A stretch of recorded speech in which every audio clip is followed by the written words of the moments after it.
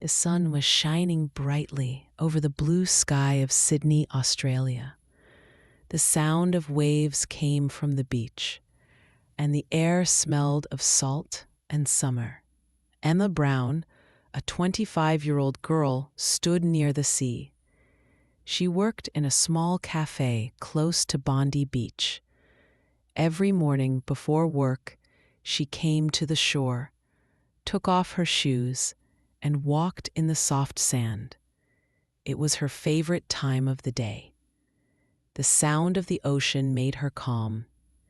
Emma lived alone in a small apartment. Her parents lived in Melbourne, and she had moved to Sydney 2 years ago to find a job. Life in the city was not easy, but Emma liked it. She liked the people, the lights, and the feeling of freedom. One Monday morning, Emma woke up early.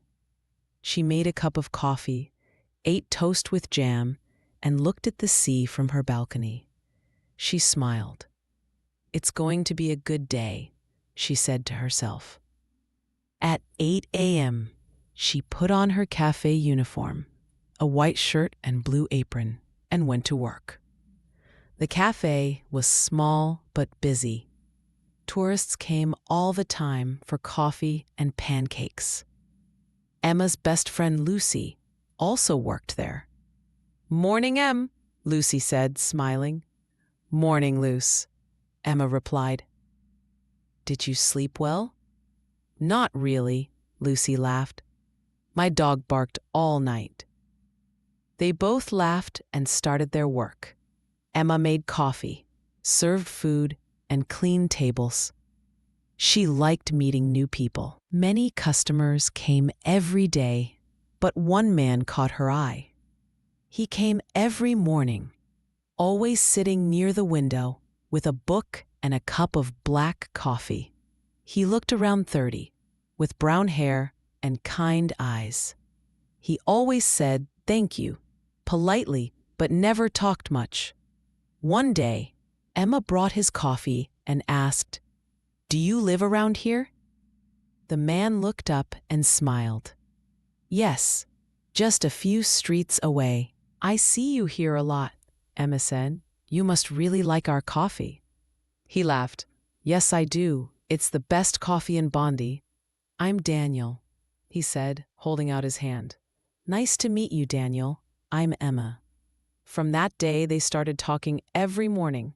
They spoke about books, music, and beaches. Emma learned that Daniel was a marine biologist. He studied sea animals and worked at an ocean research center near the coast. "I love the ocean," Emma said one day. "It always makes me happy." Daniel smiled. "Me too. The ocean is full of life and surprises." Weeks passed, and Emma and Daniel became close friends. Sometimes, after Emma finished work, Daniel took her for a walk near the cliffs. They watched the sunset together. The sky turned orange and pink, and the waves hit the rocks below. "Do you ever feel small," Emma asked once, "when you look at the sea?"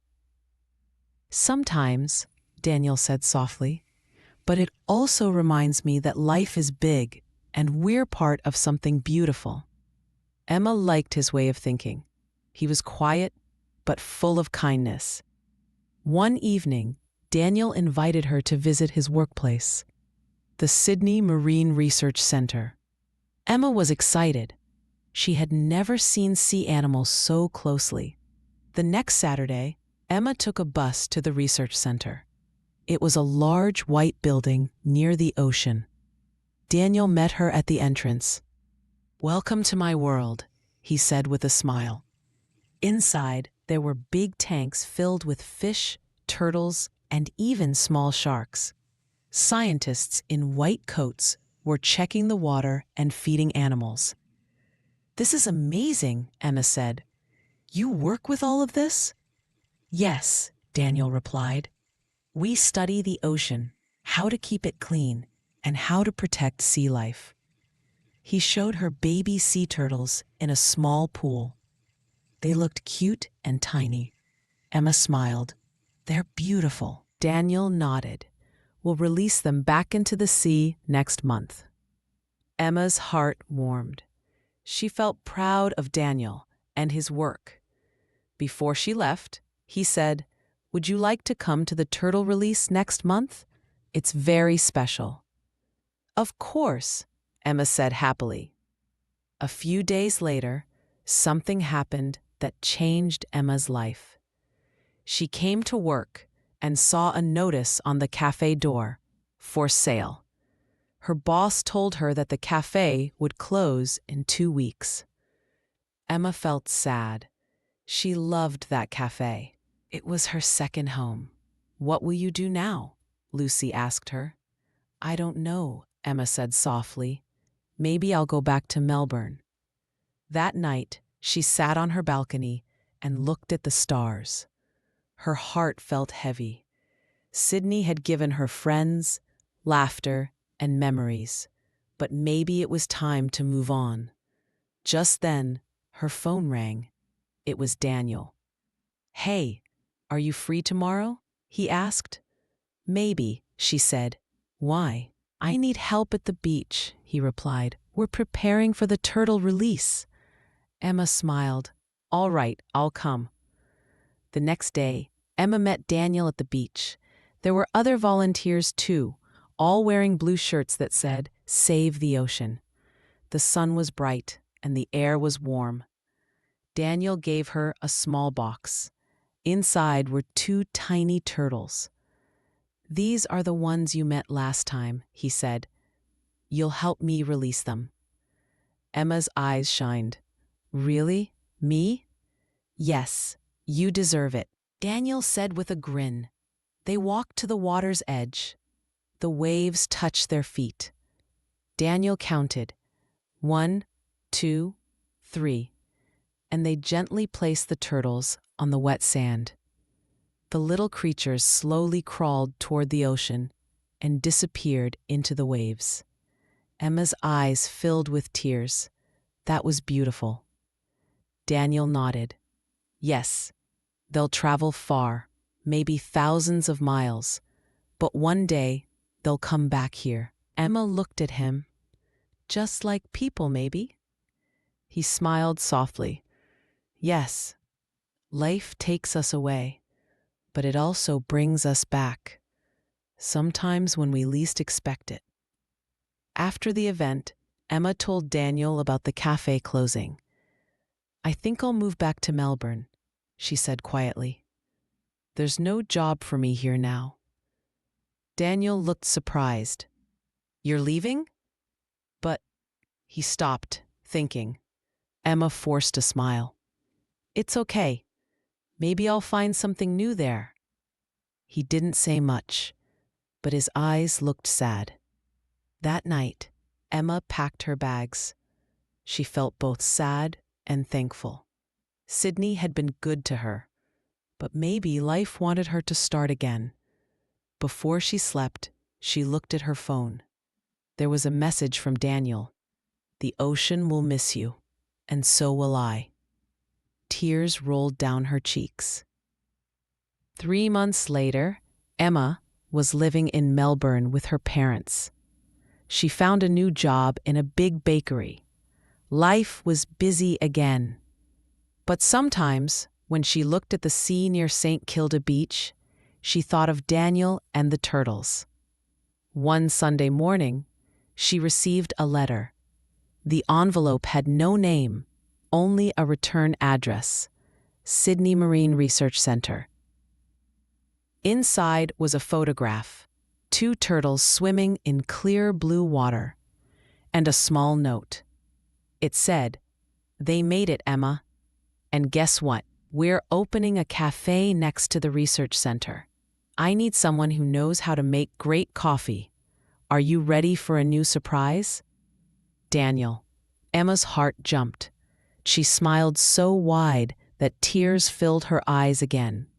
She laughed and whispered, "Life really is full of surprises."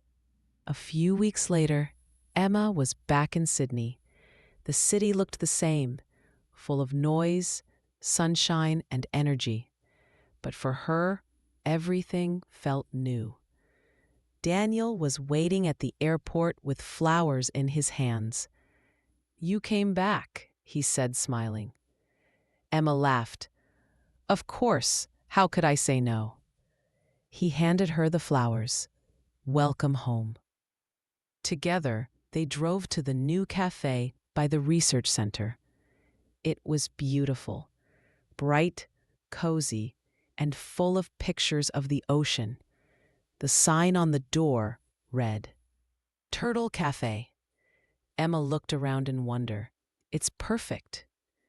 Daniel smiled. "It's ours." She turned to him, surprised. "Ours?" "Yes," he said softly. "I want you to manage it. You're the heart of this place." Emma felt her heart swell with joy. She couldn't believe it. The girl who had once lost her cafe had now found a new one and a new life. The cafe became very popular. Tourists came for the ocean view and a fresh smell of coffee. Emma loved her work. Daniel often visited after finishing at the research center, sometimes bringing seashells or new photos of turtles. One evening, as the sun went down, Daniel came to the cafe with a small box. Emma looked at him curiously. "What's that?" He smiled nervously. "Just another surprise." He opened the box. Inside was a small ring with a blue stone that looked like the color of the sea. "Emma," he said, looking into her eyes, "you once helped me believe in kindness again. You make every day feel like sunshine. Will you marry me?" Emma covered her mouth with her hands. Tears rolled down her cheeks again. Happy tears this time. "Yes," she whispered. "Yes, Daniel, I will."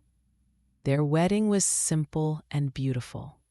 It took place on the same beach where they had released the turtles.